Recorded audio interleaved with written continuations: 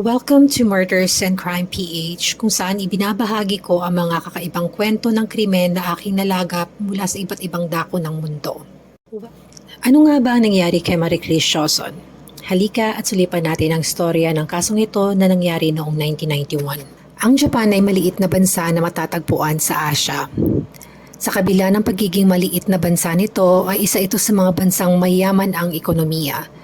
Naitalang 3.2 million foreigners ang naninirahan at nagtatrabaho sa Japan noong 2023. Noong 90s, popular na puntahan ng mga Pilipino ang Japan para magtrabaho bilang entertainer.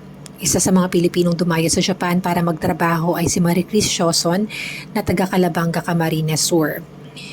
Sa mga hindi pamilyar kung anong trabaho ng isang entertainer or dancer sa Japan noong dekada 90, sila ay mga cultural dancers na sumasayaw sa isang club, nagsisilbi din ng alak sa kanilang mga kliyente at nakikipag-usap.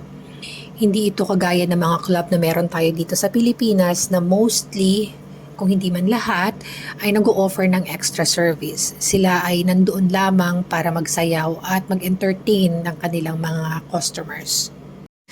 April 1991 nang dumating sa bansang Japan si Marie Chris Joson.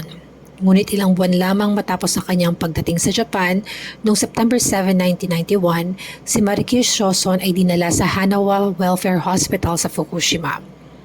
Isang linggo siyang na-ospital doon bago siya binawian ng buhay. Ayon sa death certificate na natanggap ng pamilya, si Marie Chris ay pumanaw sa sakit na hepatitis. Ang mga labi ni Marie Chris Joson ay inuwi sa Pilipinas noong September 25, 1991, kasama ang kanyang mga personal na gamit at kanyang sweldo na binigay sa Embahada ng Pilipinas ng kanyang Japanese employer na si Mr. Keisho Sato, may-ari ng Faces Club sa Fukushima, Japan. Nang buksan ng pamilya ang kabaong ng dalaga para sa burol, laking gulat ng lahat na meron itong mga pasamula sa pagkapalo at may mga saksak.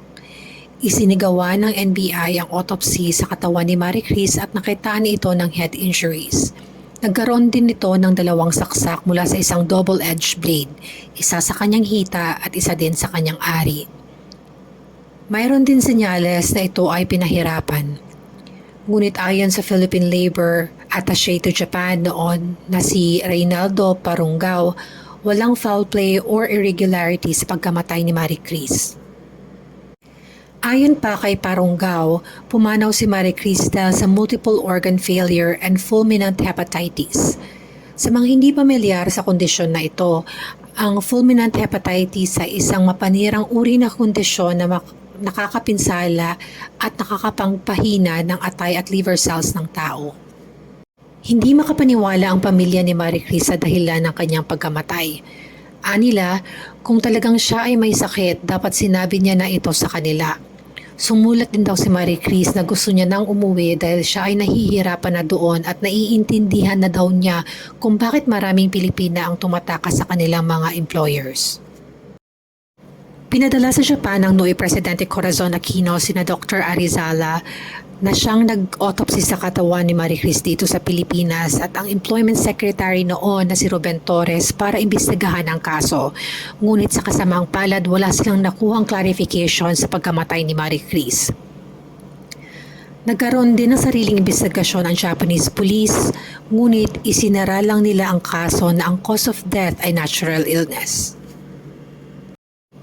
Ang pagkamatay ni Marie Chris Joson ay hindi bagong balita o kakaiba dahil sa parehong taon, 33 Filipino workers ang naitalang namatay under suspicious circumstances. Isa lamang si Marie Chris sa libu-libong Pilipino na kipagsapalaran sa ibang bansa para magbigyan ng maayos na buhay ang pamilyang naiwan sa Pilipinas. Nakakalungkot na ilang dekada nang nakalipas ngunit hanggang ngayon hindi pa din nakamit ang hustisya at tuluyan ng nakalimutan.